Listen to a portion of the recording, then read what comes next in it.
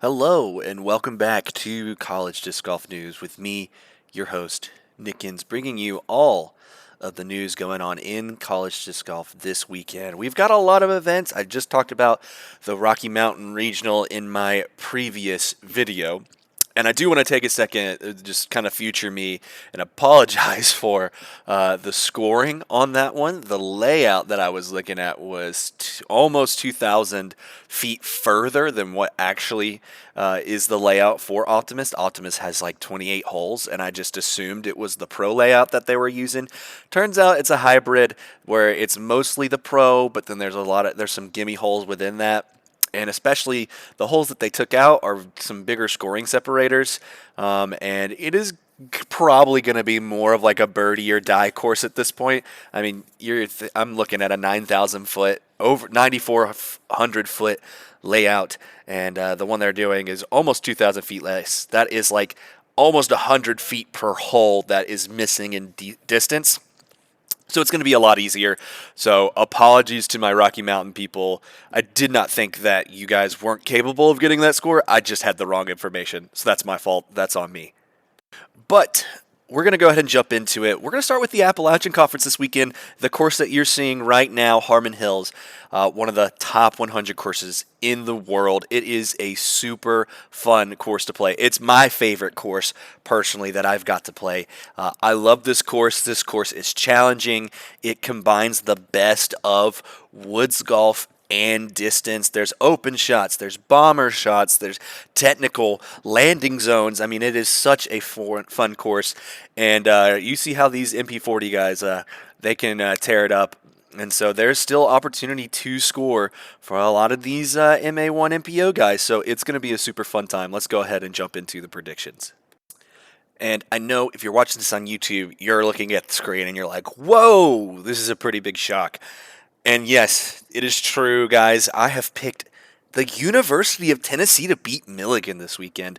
Kind of an upset. This is a kind of trendy upset pick, if you will. You know, I would be running to bet this at DraftKings or something. Just kidding. But I do have Tennessee taking it down this weekend. Milligan is not at full strength. They have two of their top guys not on their A team not playing this weekend. They're very deep. Let me make that clear. But Tennessee just reloaded, and they've got these two guys. If you're from Tennessee, you know them probably. Broden Barlow, who has competed very well at Tennessee State's. I think placed even top 5 or top 3 even in a couple of years. And Harper Thompson, who has played a lot on a lot of NPO A tiers, and I think even the Pro Tour. Both those guys are legit. And with the two other guys they got on there, Matthew Monroe, who's placed top 10, they're looking pretty good. I got ETSU at 15 down. They've reloaded. The team that they had for Winged Deer has definitely improved, so I like them to go 15 down. Tech at 11. Still looking to grow, room for improvement. And I got Carson Newman at 5 down. That's their A team. Their A team consists of some really good guys like Taylor Kilgore, who has played really well at Harmon, but their whole team has to come together, and they're still looking to build off of that. So that is what I have going into this weekend for the Milligan Buffalo Trail. And of course, we can't forget about our ladies. Go ahead and shout out all of them that are playing. I think this is one of the largest groups to play at a conference event this weekend. So I've got Haley Crouch from Milligan taking it down, then Chloe Reynolds, Kyra Sim, and Aspen Galagos. I hope to see them improve. We're going to go ahead and jump over to the Great Lakes Conference, and they are playing at Hammond Hill this weekend. A beautiful course, taking you through the woods around the lake up there in Hammond. And it's a super fun one. This one, they're playing all the longs, so it's technical. You got to get through a bunch of trees, and it's hilly. I mean, you have to write landing zones, all of that stuff. It is going to be a super fun technical course that is going to require you to hit your lines, hit your shots, and play really well. And so it's going to be a super fun weekend. Of course, you got Michigan State going to be there, who's hosting. Calvin University is going to be there, Grand Valley State, Toledo, and Ferris State, with a full-strength Ferris State, I might add. So who have I predicted to take this one down? So I've got Michigan State taking it down 16 down. I think that is a solid score out there. I mean, the longs with singles, I think rated 4 down, rated about 1,000.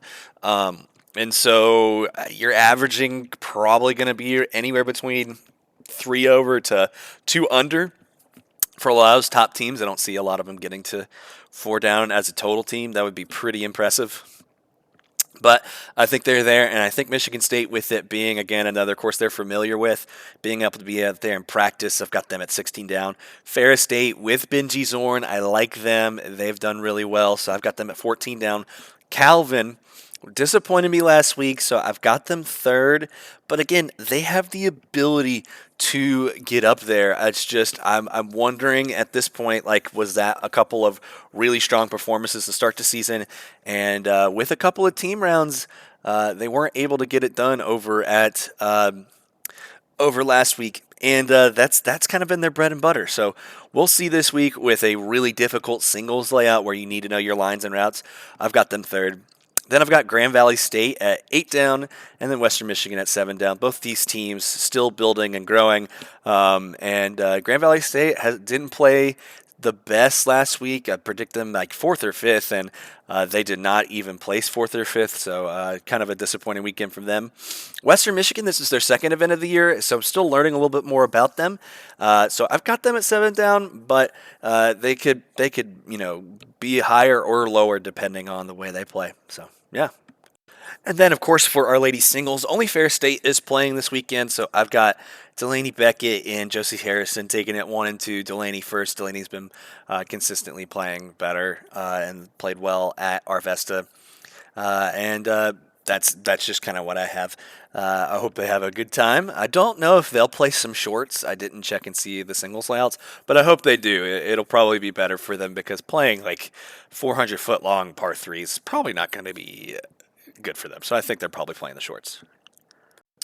So next up in the weekend, we've got the PowerCat Invitational hosted by Kansas State University.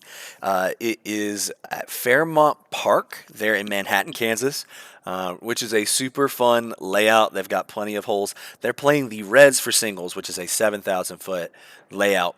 But for teams, they're playing the Fair Monster layout, which is a 10,000-foot monster safari course across the park, and it looks rough. It looks like it's fun, but it's a rough course to play for some of those teams that have kind of, your 800, 850 rated players on them.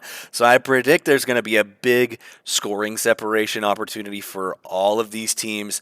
It is going to be a difficult track and layout because, as you can tell, woods open. It is difficult, and it's going to require a lot out of these teams in order to score. And so you kind of need, again, those kind of top players, to rely on in order to get you out of difficult positions. So that's why I've got Emporia State taking it down at 18 down. I think they can get lower on their single scores. So even though this course is probably harder than what they're playing at Hammond Hill in terms of distance, I think the singles track makes it a little easier on people to score. Then I've got Oklahoma Christian at 17 down, Kansas State then at 14 down, Kansas at 9 down, and Heston at 5 down. I think it's going to be difficult for those guys to get above single digits with the players that they got on there. It's not to say they couldn't, but it's going to take a really big effort in that teams round to get there. And singles, there's not a guarantee you get under in singles. And with the layout they're playing, it's going to be hard to get above that and score some birdies. So I like the talent on Emporia State, Oklahoma State, and Kansas State to get under. And I'm interested to see how Kansas and Heston do in terms of their performance this weekend. I do like Emporia State and Oklahoma Christian. They seem to have a really solid group of guys on their team. No Carter Aarons this weekend. Even still, I still like all those guys at Emporia State. They played so solid, and all of them have the capability to play at a really high level. And so I still have them beating Oklahoma Christian and taking down this event, their first conference event of the year. Then on the ladies' side of things, I've got only 2 gals. There's both from Heston, Jocelyn Whipth and Lily Corkle. I think Jocelyn's going to take it. She was handily over Lily at the collegiate, and so that is my prediction for that. I don't know. I think they're playing shorts, reds for singles, and then playing the short Fair Monster layout. So they should have an opportunity to score. I don't know if they'll get under overall, but I think there's a lot. They're very capable, and I would not be surprised if they did. So last event that we've got for this weekend is the Fire Mountain Fling. You may have saw on my Instagram that there's another event that's going down at Fairleigh Lake, an absolutely beautiful course up in PA, and Penn State is hosting. But at the moment of recording, I mean it's 12:30 on a Friday, and the event is Sunday. There's not any other team other than Penn State that has signed up for it. Maybe there is, but I've got to get videos out. I got to get predictions out, and so this is that's the best I can do. Unfortunately, if no one signs up and there's not multiple teams, there's not a reason for me to do predictions, and I'm not going to stay up and try and ask and do all this work to figure it out. So this is my last one for this session. I'm going to be talking about Fire Mountain, which actually is pretty interesting. They're also reason I'm talking about this last is even as recording, they don't have all their teams in. Like I'm still figuring out who is on what team. I have a general idea and good feeling about who's placing where and who does what, and it starts tomorrow. So like who knows? But I feel pretty confident about my decision, who is going to be there and who's going to win. And so that's why I'm still going to make this, even with kind of less information that I might want to have, which is okay. That is something that I'm totally fine with.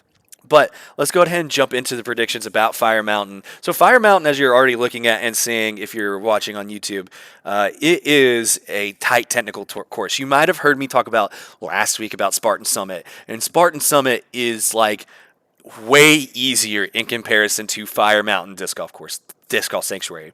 This course eats your lunch. 4 over last year for singles was 1,000 rated. Just to put that in perspective, where like even 2 down was 1,000 rated at Spartan Summit. This course is about 6 strokes harder.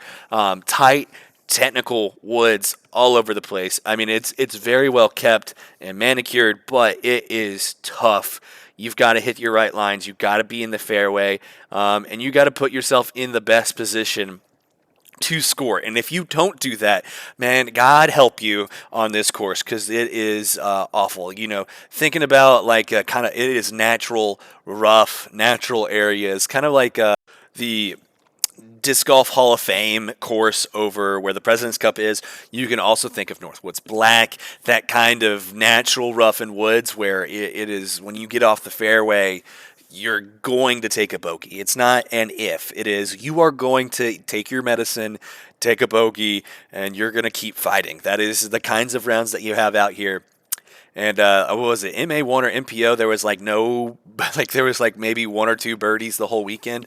I mean, it is that difficult of a course. You're going to have to play well and be in the fairway.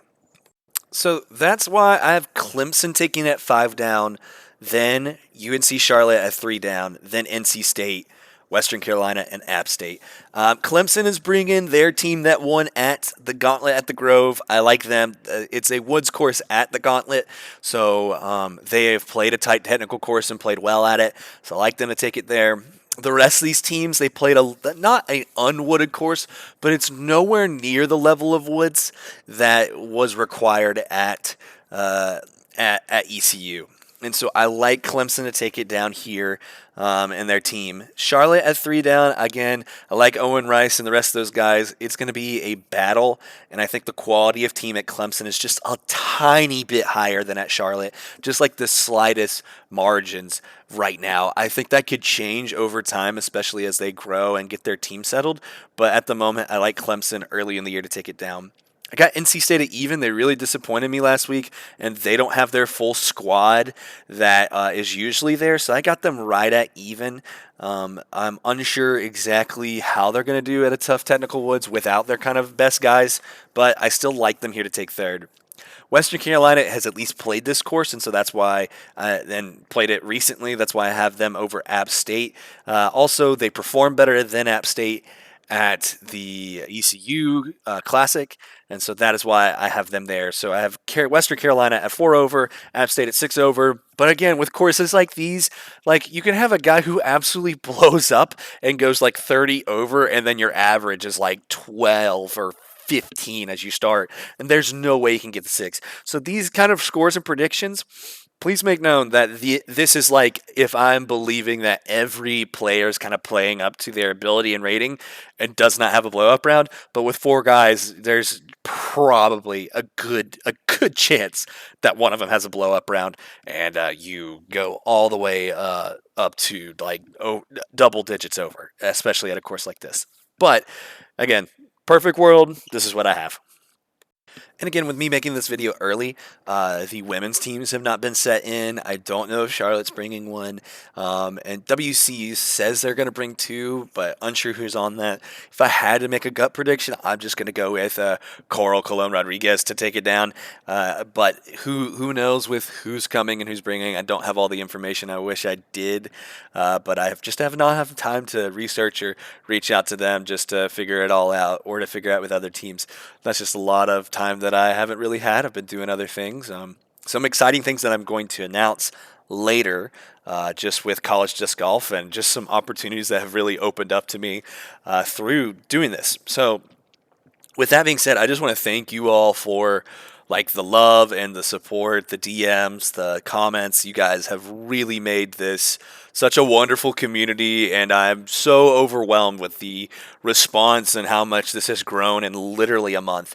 I would not be able to do this or keep going if I didn't have those who have been keeping up and just encouraging me throughout the process. So just a big thank you to all of you guys, and make sure you leave comments and subscribe and tell other people about it. We want to grow the sport. The big reason behind why I'm doing this is because college disc golf is, in my opinion, the best sport around. I absolutely love it, and I think more events and more people should get involved because it is just unlike any other sport, and that is my heart behind it. So I want to thank you guys for watching. Click like on the video, subscribe, and let me know your predictions in the comments. Let me see what you guys have for this weekend, and I will catch you guys in the next episode with probably a recap for the Rocky Mountain Regional. So stay tuned for that. I'll catch you guys next time. Bye.